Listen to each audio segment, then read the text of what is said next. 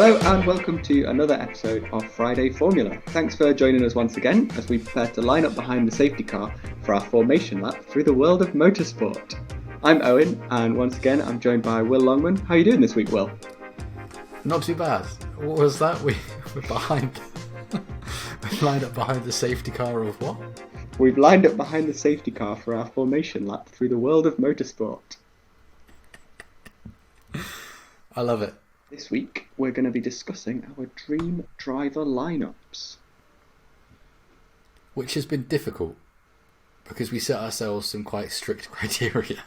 So we set out to pick 3 drivers. So we would have a number 1 driver, a second driver and a reserve driver. Your number 1 or lead driver could be anyone. So they can have won as many races as you want, as many world championships as you want, have scored as few points as you wanted. Just they could be anyone that has entered a Formula 1 race. The number 2 driver has to have won no more than 5 races, so 5 or fewer. And then your reserve driver cannot have won a Formula 1 race, which made narrowing it down quite hard because most of the drivers I wanted to pick had all won at least 6 races. It was tough. I had to do a little bit more research than I was expecting. And I normally don't do lots of research. Yeah. Where do you wanna start? Do you want to start with those reserves and build up, or do you want to start with our number 1s? Yeah, should we start reserves? That's quite Yeah, go on then. So, William, who have you picked as your reserve driver? I think mine is a little bit predictable. But for the role of reserve driver, I think you can't pick anyone else. I mean, I'm sure you will do. Nico Hülkenberg. Excellent shout. He was on my long list. It was a very long list. My long list was only 4 drivers actually. 3 that didn't make the cut. Why I went straight for Nico, and it's solely because of his performances last season. Mm-hmm. Not necessarily how strong they were. His first was at Silverstone at the British Grand Prix. No one expected him to do well at all because he came in. The first session he had was qualifying, so yeah, obviously he was like 5 seconds off the pace. Fine, whatever.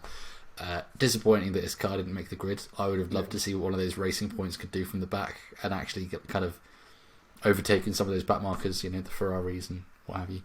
But then the following week, he's been out of an F1 car for so long, and they're at race like 4 or 5 by then everyone else. They've been training and keeping their head in the game. He hadn't necessarily, and he goes and pulls out 3rd in qualifying. That is outrageous. It was bonkers to see. And yeah, like you say, it had been sort of 8 months or so since he'd last been in an F1 car. So just getting used to those forces again must have been intense. So I have gone for 2013 Toro Rosso driver Jean-Éric Vergne. Ooh, brilliant shout. So Jean-Éric Vergne, otherwise known as Jev, he had 3 seasons with Toro Rosso between 2012, 2013 and 2014. They weren't particularly illuminating seasons. His highest finish was 6th, I believe, which he got a few times, and he was kind of outshone at the time by his teammates Daniel Ricciardo and then Danny Kvyat. But in the years since, he's just grown and grown as a driver and is now dominating Formula... Well, not quite dominating, but he's doing extremely well in Formula E. He finished 3rd in the championship last year. He's got 7 race wins under his belt. And with the team he's in at the moment, the Tech Cheetah team, he looks sure to have even more race wins this year. So I'm stealing his Formula E race winning pedigree and having it in my back pocket in case one of my other drivers is sick and has to take a day off. He was the first double champion, wasn't he, of Formula E? Yes, I believe so. and then Antonio Felix da Costa, who I think has the best name in motorsport. Oh, there's so many good names in Formula E. I really like Neil Jarni. If we were Yeah. just doing like reserve driver based on names, I think I'd take Neil. Yeah, he's proved to dominate Formula E as much as anyone can dominate it. And we both love Formula E. We both watch it. We like the action. But how do you think Jev would fit in to the current grid? If he took, let's say, Yuki Tsunoda's seat. Oh, yeah, that's a point. Are we picking which team we're populating with our drivers? No, this is the Bellwood F1 team and the Scuderia Longman. Okay. The Bellwood F1 team is red and green. That's our colour scheme. How do I think he would fit It's quite in? fitting. That's actually what you're wearing. Oh, yeah. He's clearly a very competitive driver and does go for some really tight moves and pulls off some pretty exciting races in a series like Formula E, where there is plenty of overtaking opportunities and lots of chance to get wheel to wheel. So I like to think he wouldn't be ashamed to try and do the same thing in Formula One. There'd maybe be like a little bit of hesitancy at first, which I guess is a risk for a reserve driver if they're going to be a bit cautious to begin with. Our number 2 drivers. Well, you can take the lead on this one, seeing as I gave my reserve driver first. So I think this was the hardest because there's a lot of drivers. I think it was that 5-win limit. So you really wanted to get someone that had 5 wins. And let's explain why we did that, because we thought if it was a free for all, we were just going to pick the same drivers probably, or that. Yeah. There's actually less people to choose from if we didn't have that limit, because we were just going to look at the top 4 drivers of all time and pick 2 each, right? Exactly.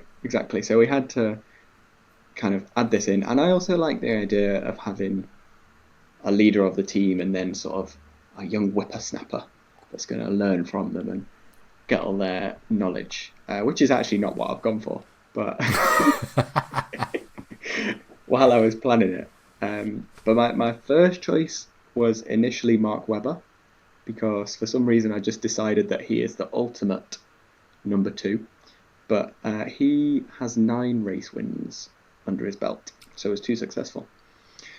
So then I had to think of people that have been on the grid that I really like, and I was like, Carlos Sainz, I like his driving style, I think he's pretty good. Charles Leclerc, Nico Hulkenberg, Lance Stroll. But in the end, I have settled on Mexico's own Sergio Perez. Ah, what an excellent shout. I think he is a very solid pair of hands to always be there, sweeping up the points. He can get the best out of pretty much any car he's in. He's proven through his time at Force India, then Racing Point, and then now with his move to Red Bull, where I think they wouldn't admit it, but he is probably going to be a number 2 driver there. He's hopefully going to be able to perform on the same level as their star driver Max and get really good qualifying results and then really good race results to hopefully help whatever team he's in win the Constructors' Championship, which is what I am aiming for. That's what Bellwood F1 is gunning for. And Checo is the man for the job.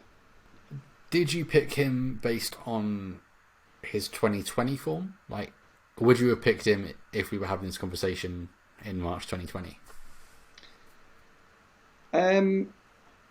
Truthfully, probably not. Something I was thinking while I was writing the whole list was I'd quite like to have all of my drivers in their March 2021 performance levels. Like the skill set that they're at now, that is exactly how I want them to join my team. Okay. So his performances last year did play a big part in me picking him. He had his first race win.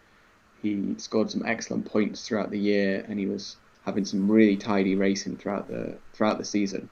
So I definitely like him to bring that into my team, and that was for sure a big part of why I picked him. That was kind of why he came out over someone like Carlos Sainz, who I do really like, and I think he's just such a dedicated and I want to say driven driver, but I don't know if that makes sense. He's a committed driver to the moves he goes for. But I think just that race winning experience that Checo had, that makes him my dream number two. Who did you pick for your number two? So it was interesting when you said that you picked your drivers based on March 2021 performance. Because my pick for number two is Heinz-Harald Frentzen.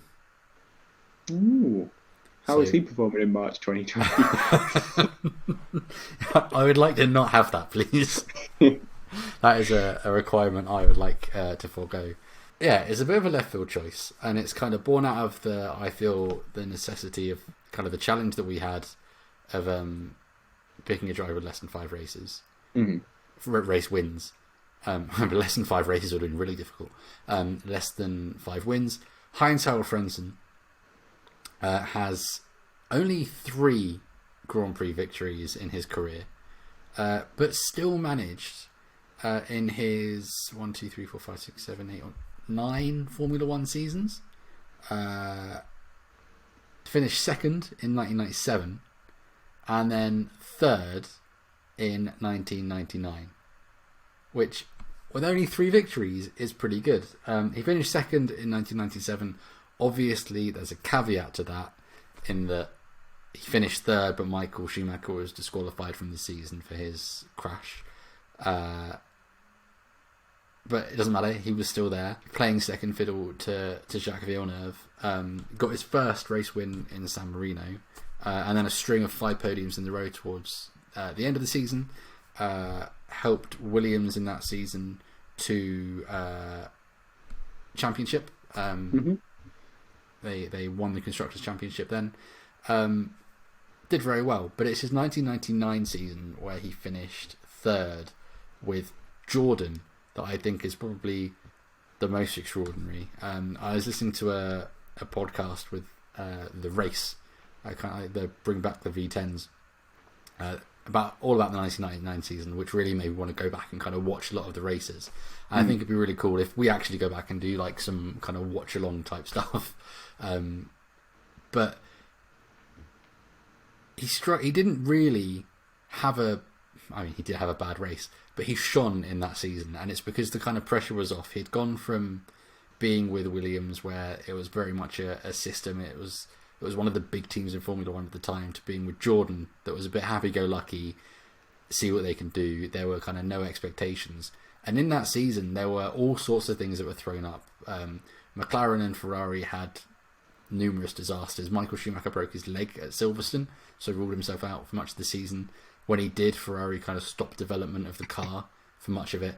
And there was a point in the season where people started to think, wow, maybe Jordan could actually go on and win the championship. That is literally like Haas winning, like being in with a shower winning the championship. Yeah. And the fact that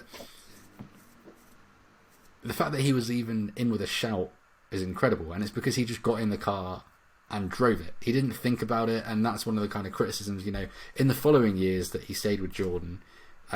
He finished 9th in the championship. He was in 13th. He moved to Arrows 18th, and then kind of Sauber 11th. Not fantastic, but it's that season where he brought a bit of magic out. His average qualifying was 5th, so that was kind of best of the rest back then, as you would say. But he outperformed that even and took 3rd. So you want him at 1999 level? Yeah, I want someone that is just going to get in, not think about it, and just go for it. He became a leader in the team. Then he was driving with Damon Hill. Damon Hill was probably in that number 1 spot at that time, right? He was coming in off the back of his championship win a few years ago in 96. He would have been coming in as the lead driver.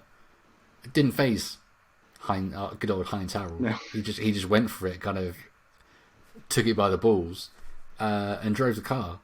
And I think that's what you want. If you were to look at the 2021 grid, that's what you want from a lot of your number 2 drivers. I think it's something that Yuki Tsunoda has to come in and do. He has to just come in and drive the car and not think about And that's why he's kind of made those progressions, because he doesn't think about the pressure of taking that step to F3 and F2. He's got to not think about that pressure of making the step to F1, Pierre Gasly having podiums and winning. He just has to drive it.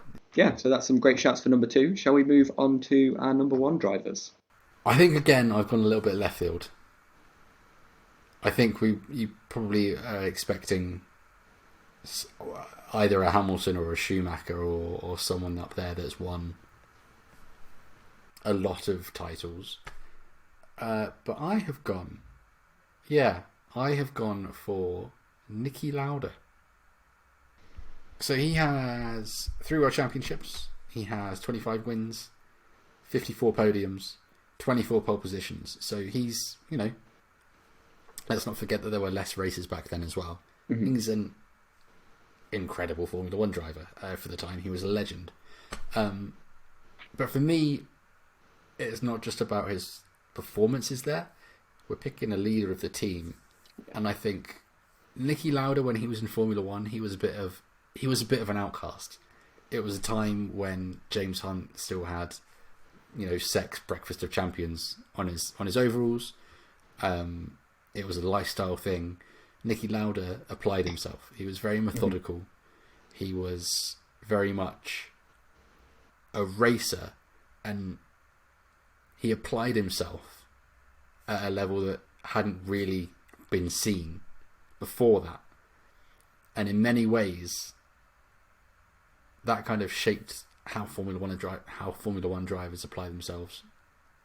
Now, I think you can see a bit of a change. I'm not saying at all that this is why, but Lewis Hamilton speaks about how Niki was a key part in him joining the Mercedes team, and the conversations they had, and how after Lewis had a race he could have come second or third. Niki was always saying, okay, great, what can we do next time to make sure you win? And in a way, that pushed Lewis to become the driver he is now, and pushed everyone else to kind of try and challenge and apply themselves like Lewis Hamilton. He's the role model. And I think a lot of that probably is down to Niki Lauda and what he taught Lewis. That is an excellent and very compelling argument for Niki Lauda. He was, if I was to go for one of the historic iconic racers, he would have been the one that I would have gone for the same reasons you've said. He was the leader of the teams he went to, and he helped turn them around and brought those victories to the teams. So I do think if you were to pick your dream number 1, there's not many people that would be a better choice.